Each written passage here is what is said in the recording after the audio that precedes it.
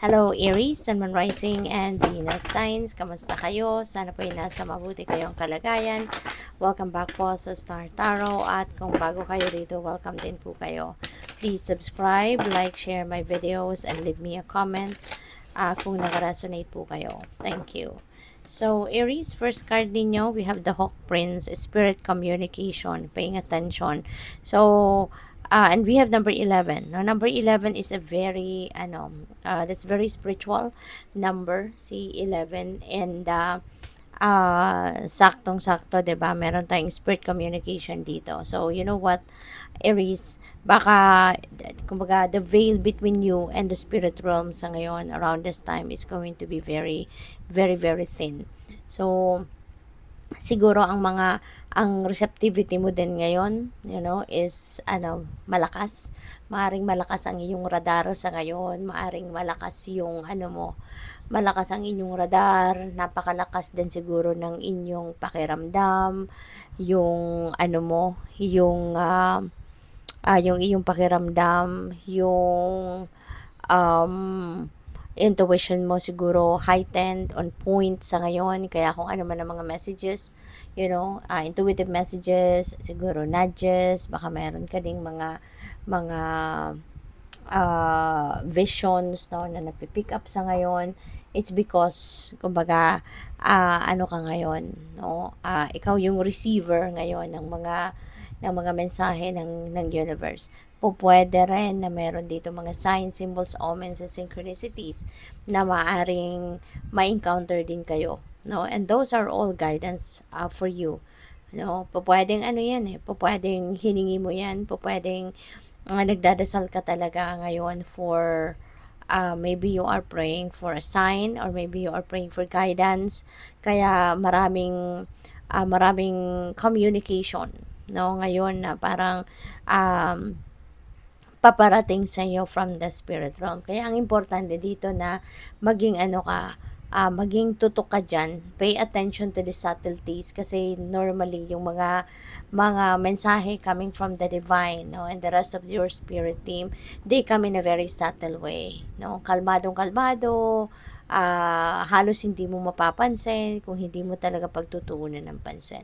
Okay? So, we also have the spirit whisperer, divine guidance, and higher knowing. Ayan. So, you know what? Napaka mo sa ngayon, Aries. Napakalakas, no, ng inyong radar, no, sa ngayon. Kaya, feeling ko dito, maraming gabay ang divine universe, divine guidance is coming your way.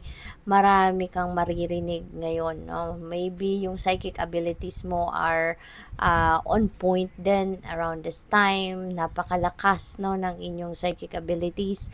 Kaya marami kang maririnig ngayon, no, from the universe. Marami kang makikita siguro, clairvoyance, clear sentience, yung mga ganyan. So siguro they are heightened, no? Kaya napaka exciting, no, ng period na to sa buhay mo, kasi kumbaga nakikipag-usap or makikipag-usap ka ngayon sa universe through signs, symbols, and synchronicities, or through intuitive messages and nudges. So, the Fire Prince as well, optimism, and aggression.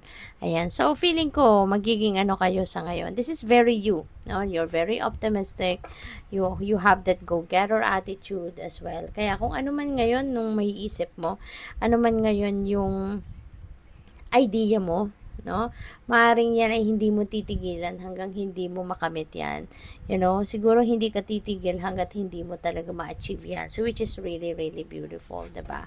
So, yan, extra effort ang gagawin ni Aries sa ngayon, no? You have that very fiery energy sa ngayon, which is very you talaga, 'di ba? Ganyan-ganyan ka na excited ka, determinado ka, at kung meron kang gustong gawin, meron kang gustong ma-accomplish, talagang you're going to do anything and everything in your power, 'di ba? Para makamit mo 'yon. Kaya good luck sa iyo. So, what else? Baliktad. We have the blessing and the vanishing candle. Ayan. So, merong mga biyaya, no, ang paparating sa inyo rito, Aries. And iba-iba yan. It could be something, no, na hinihingi ninyo or hiningi ninyo, pinagdasal ninyo from the divine.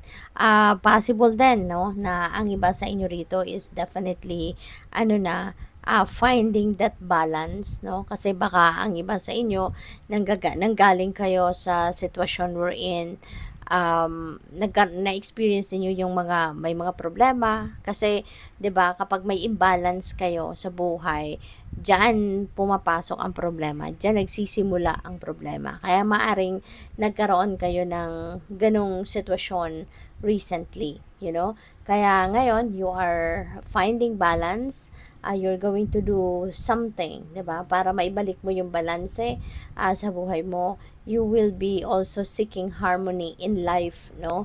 And harmony within yourself. Kaya feeling ko dito talaga nagkaroon kayo rito ng problema, nagkaroon kayo rito siguro ng confusion, nagkaroon kayo ng chaos, no, within you. Maaring nagkaroon kayo ng kumbaga inner conflict, no, yung ganon. Pero ngayon maaring na-solve mo na yan, kaya ngayon you are going to find the balance or you are going to do something, 'di ba? Para maibalik mo yung balance sa buhay mo, mabalik mo yung harmony within yourself.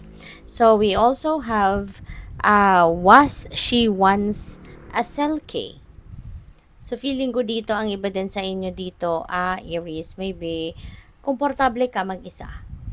Komportable ka mag-isa, komportable ka that you are living on your own. Yung ganun ba? So, parang hindi mahalaga sa iyo or hindi mahalaga. Parang hindi kawalan, yung parang ganun, hindi kawalan sa inyo or hindi yun pagkukulang. Ayan. Thank you, Spirit. So, yung parang hindi ito pagkukulang sa iyo, for some of you, Aries, kahit ikaw lang ay masaya ka ng you're alone, no? Masaya ka din na siguro wala kang mga kaibigan, wala kang tawag dito, yung palang okay lang sa'yo na kahit wala kang grupo, yung ganon, 'di ba? Wala kang grupo na kinabibilangan. No, okay lang sa na mag-isa ka. Okay lang sa na komportable ka na you're on your own, 'di ba? Yung ganon. You doesn't belong. No, you don't belong to any group of friends or you don't belong to any community or to any group, no? Yung ganon. So, parang ang iba sa inyo merong ganong sitwasyon, no? Na okay lang, I'm on my own. I'm good. No? Yung parang ganon. So, you're still confident about it. So, we also have the dance of water. And siguro, no, with this energy or with this message, parang talagang ini-enjoy mo lang, 'di ba? Of being yourself.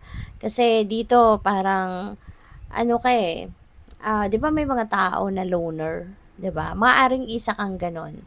Maaring ang iba sa inyo dito, Aries, ganon kayo, 'di ba? At marami kayong time to explore your feelings. You always have time kasi nga marami kang me time because you are all alone, 'di ba? 'Yun ang gusto mo. Parang yun ang choice mo. Kaya you have so many time, 'di ba? Para sa sarili mo na makapagnilay-nilay ka, makapagmuni-muni ka. You have so much time to feel a time for you to feel deeply. You always have the time to go deep within you. Yung gano'n, yung parang ini-enjoy mo, yung pagiging mag-isa. Walang umiistorbo sa'yo. Kahit siguro social media, no? Maaring ang iba sa inyo hindi mahilig sa social media. No? May mga ganun ang iba siguro sa inyo. But I told you na hindi lahat ng mensahe dito magre-resonate sa inyo. Okay? So, just take as it resonates. Okay? So, good luck sa'yo. Thank you for watching. Love and light. Namaste.